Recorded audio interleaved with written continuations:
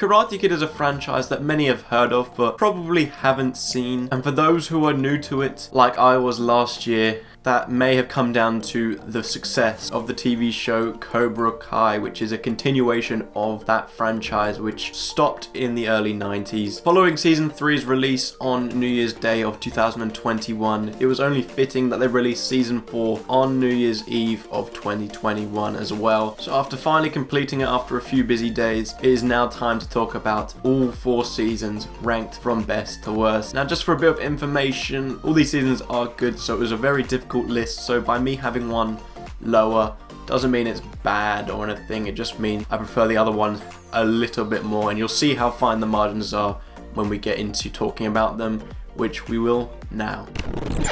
As I said, this is a very hard list, so having this one in last place does not tarnish anything that it did, because just like the others, it was a very fun season and I got caught up binging it as much as I could. The main focus of this show has always been Daniel LaRusso and Johnny Lawrence's history and how they are resolving things or continuing that history into the modern day. And where season 3 left off, it planted some interesting seeds where we will see these two team up, and I think anyone who had seen all the other seasons knew that that wouldn't last long, but here they did make their best go of it, and it was enjoyable to see them trying to work past their differences, all in favor of trying to bring down John Kreese, who this time is accompanied by Terry Silver, who returns from The Karate Kid Part 3. In that film, he was a really ridiculous character and over the top, which was a product of its time, but by bringing him back and giving him an excuse that he was coked up, he adds a new dynamic as he doubles down twice the villainy on Cobra Kai, making the threat even greater. Now this season's enjoyment is probably down to what you like about Cobra Kai. If you're a returning fan from the original Karate Kid franchise, then you're probably going to love the karate more so than the teenage drama, and the karate in this season, while still here, does take a bit of a backseat in favour of the drama. There are points where I'd be watching through the season and I'd pause and think, wait, it's been a while since I've seen any karate action, and by agreeing not to do anything until the All Valley tournament at the end of the season, it did really strip away that confrontation with the action and a bit of the tension as well. So this is a fun season by all means, but maybe a bit deprived of karate, and you kind of have to wait till the very end for that wait to pay off.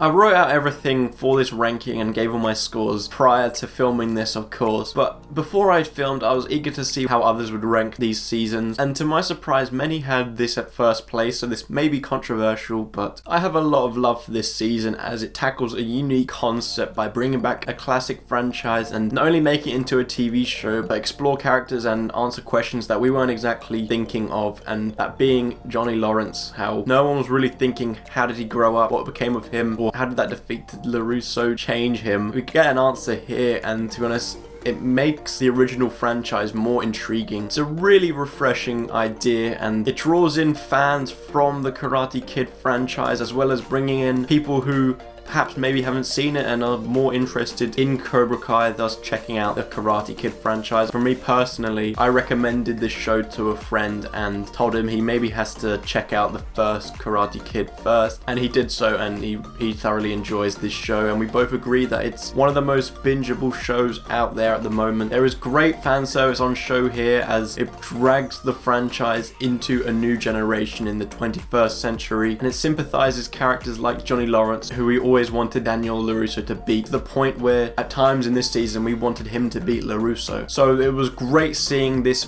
revive the Karate Kid franchise and breathe new life into it. However, at the end of the day, the reason this is quite low is because once you get into the flow of things, and if you have seen the Karate Kid movie from 1984, you soon realize that it's playing out in the same sort of way, which is fine, but ultimately it does make the outcome predictable.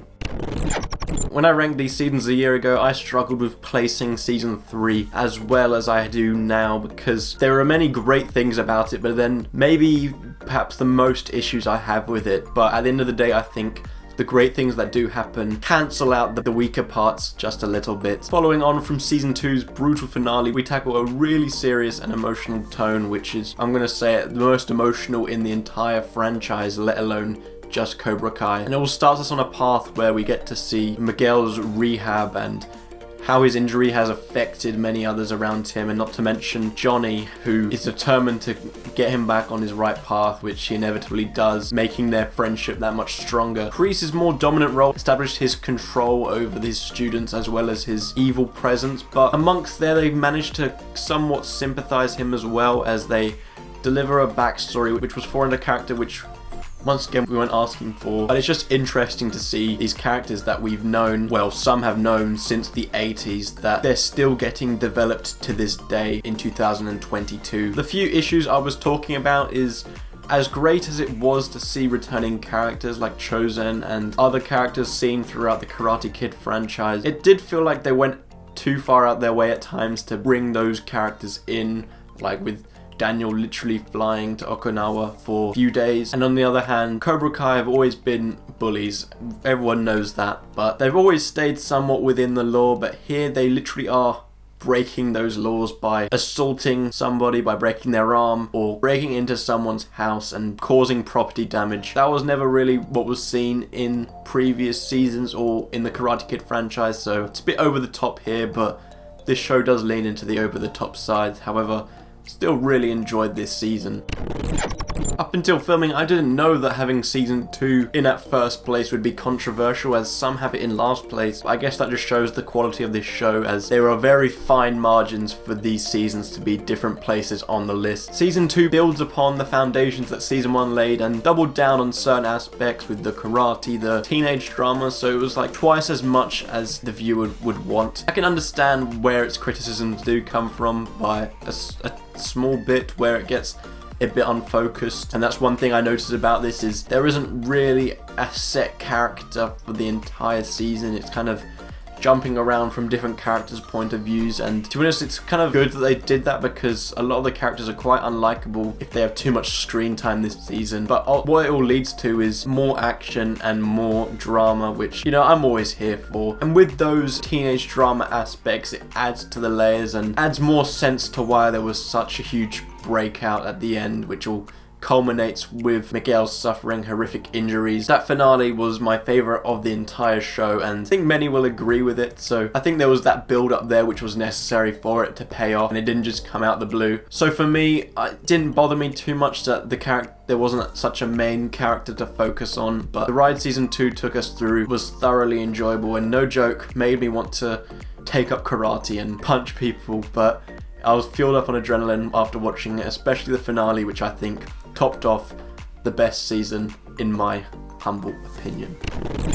Thank you so much for watching. I'd really like to hear what your ranking is down below, because as I mentioned many times throughout this video, there is little quality between each season, so it's difficult to rank, and I'm sure people will probably have my ranking backwards in some cases, so I'd like to hear yours, and why not like and subscribe while you're at it. Oh, go on, man. As mentioned in the video, this is one of the most bingeable shows airing at this moment, so why not give it a go? It will pass the time really quickly, and it's never a struggle getting through a season of Cobra Kai. Yes, the duration of the episodes are shorter than most episodes of other seasons, but as I mentioned, it always has you paying attention and manages to craft a cliffhanger out of nowhere right at the end of each episode to ensure that you stay on. But yeah, anyways, thank you for watching. I hope you enjoyed,